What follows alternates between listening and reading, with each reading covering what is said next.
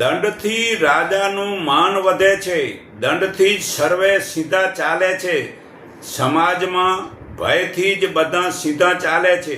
જે વસ્તુ ધન હોય તેને વ્યાજ સાથેનો દંડ દેવો, દંડનું પરિણામથી જ મોક્ષ મળે છે.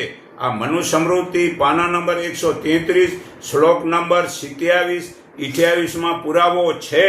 તો હે પાર્થ, અનાયાસે પ્રાપ્ત થયેલું સ્વર્ગના ખુલ્લા દ્વાર જેવું આવું યુદ્ધ ભાગ્યશાળી ક્ષત્રિયોને જ મળે છે.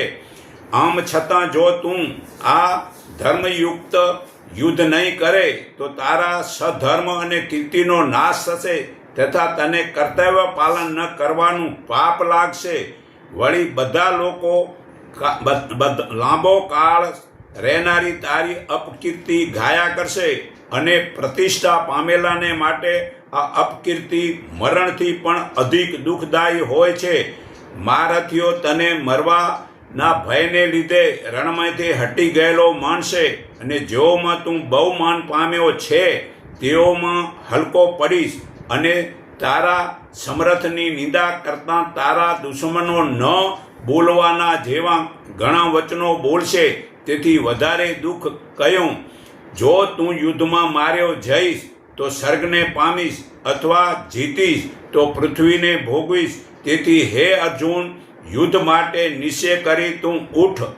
સુખ દુઃખને, લાભ અલાભને તથા જય પરાજયને સમાન ગણીને યુદ્ધ માટે તું તૈયાર થા. આ રીતે યુદ્ધ કરવાથી તને પાપ લાગશે નહીં. આ ગીતા અધ્યાય 2 શ્લોક 32-38 પુરાવો છે. તો કોઈ બી પણ માણસ ભૂલ કરે એને સજા જ કરવાથી સીધો થાય છે.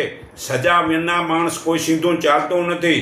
એટલે કોઈ બી પણ માણસને ભૂલ કરે અને અફસોસ કરતો હોય તો એને માફ કરવું, પણ જે અફસોસ નથી કરતો એને તો સજા દેવી જ જોઈએ, જરૂરી